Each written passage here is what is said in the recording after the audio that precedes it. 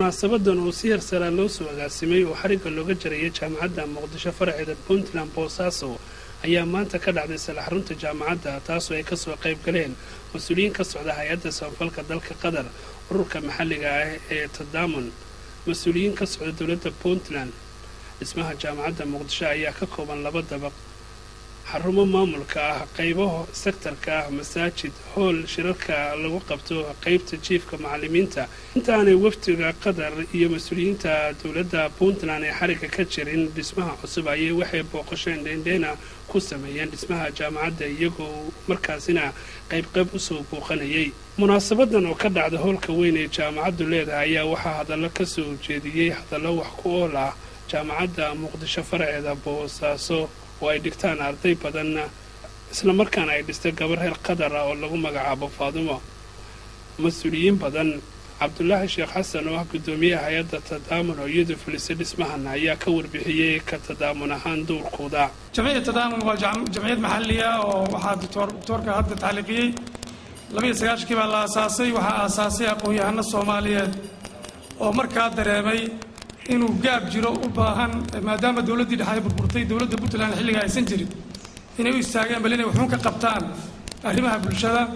wixii ugu horreeyay ka bilaabeen waxay ahayd tacliinta waxayna ka shaqaysaa majaalaad fara badan oo kala duwan sida caafimaadka biyaha agoonta masaajidda la dhiso madaarista taxfiidka quraanka waxaan la yiraahdo iqaata caajila barnaamijyada fara badan bay ka shaqaysaa Dr. Ali Sheekh oo ah gudoomiyaha jaamacadda Muqdisho faraceeda Boosaaso oo u mahadceliyay ka sokow waxa uu ka hadlay hadafka jaamacadda tacliinta maxay tahay daban 2 sano ka yar ayaan meeshan isugu nimid oo magaasha keenayna si jaamacadda Muqdisho loo furi lahaa maanta ma laga sheekaynayo waxaan ka sheekaynaynaa wax la taaban karo in la qaban karo ayaan sugaynaa idinkana haddaysan kaalmadiina ahaan lahayn haddaysan ahaan lahayn dadaalkiina dawladda Puntland iyo mujtamaca Puntland iyo amnigu sameeyay iyo horumarka haddaysan ahaan lahayn waxaan hubaa ma aanan imaadeen hadday xaafad u ekaan lahayd xaafadaha Muqdisho kale kale ani ma imaadeen wax dhigata kuwa geesiyaal oo kala imaan lahaa laakiin aniga ma isku imaadeen meeshan xaadaraan ka dhageystay dhowr iyo 20 sano ka hor wuxuu yiri markii lagu soo qaxay 28 dagaalkii sabasabankii ayaa waxaa la ii diray buuri aboolaha inaan ku sameeyo research si dadka 2 milyan oo dawladda ka culus loo ogaado meesha ugu biyo badan gaalkacayo iyo wuxuu keenay inta u dhaxaysa beledweyne ilaa badda intaas uu keenay maabkii uu keenay wuxuu biyaha macaan ee badda hoosteeda ku jira dhulka hoostiisa ku jira Afrika oo dhan ku filayeen buuli maaha hadal aan iska leeyahay waa Faaruq Albaaz waxa weeye muasasada ugu caansan magaalada Riyaad buu ka jeediyay 3 saac wuxuu sharxayay Afrika Soomaali marka intaas ka soo qaatay gaalkacayo iyo inta u dhaxaysa meesha ugu oon badan ee lagu dhamaaday waaye ilaa reer gaalkacayo wada jireen kulliga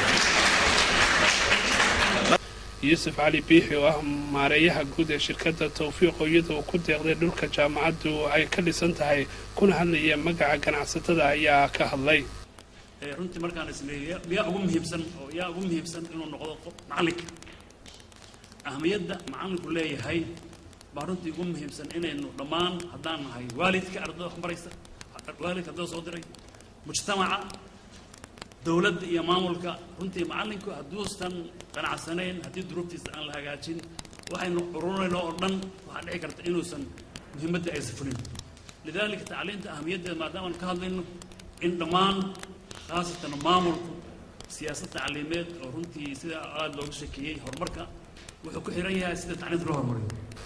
Mula Sheekh Calaawi oo ka socda hay'adda gargaarka Qatar ayaa u mahadceliyay dadka ka qayb qaatay waxaana uu si gaar ah u soo hadal qaaday gabadha reer Qatar ee iyadu go'aankan qiirada leh qaadatay امرأة مؤمنة صدقت الله سبحانه وتعالى وتبرعت بمالها waxaan u mahadnaqayaa gabadha go'aansatay in ay dhisto xaruntan waa gabar wanaagsan oo mu'minad ah oo hulay ah taasoo fahantay macnaha dhabta ah ee uu leeyahay jihaadka wadada Ilaahay ee maanta loo baahan yahay kaasoo ah baridda iyo faafinta cilmiga runtii waxa ay ku bixisay juhdi badan iyo maal badan ogaas xasan ogaas yaasiin oo ku hadlaya magaca ismada Puntland ayaa si diiran u soo dhaweeyay. marka hore waxaan mahad u celinayaa dhammaan intii ka soo qayb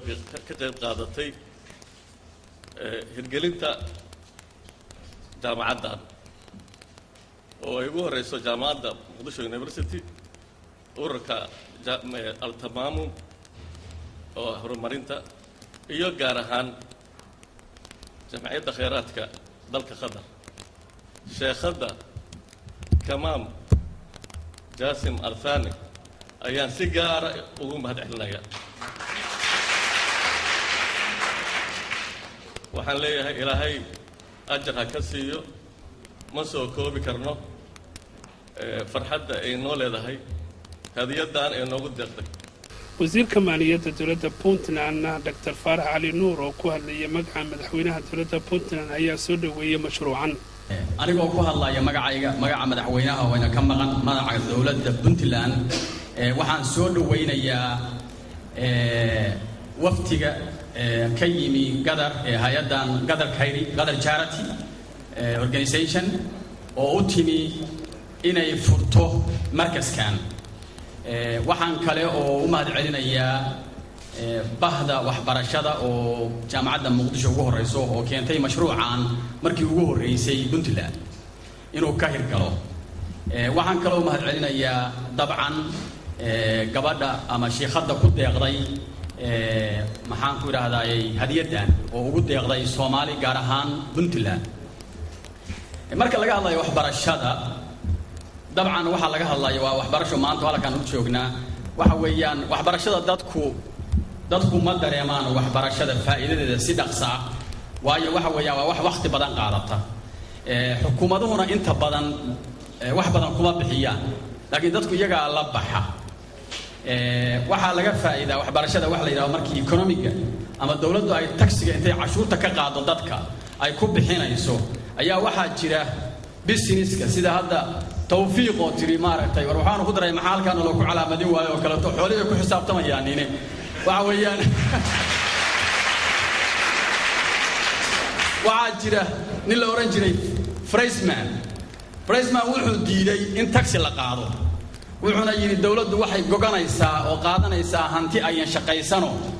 dadka muwaadiniinta ay leeyihiin marka joojiya taxiga corporate-ka ka qaadaysan isagu wuxuu dooday kamaniyaasha waaweyn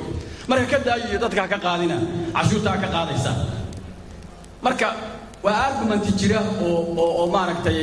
uu ninkaas wax badan buu ka qoray oo maaragtay wax badan ka sameeyay munaasabadan oo ah mid taariikhi ah isla markaana laga soo jeediyay hadallo wax ku ool ayaa waxay ku soo gabagabowday jawi aad u wanaagsan iyadoo la isku afgartay in halkaas laga sii amba qaado haddii ahaan lahayd jamciyatul tadaamun iyo waliba jamciyatul qadariya axmed maxamed Shaam telefishinka caalamiga ETN boosaaso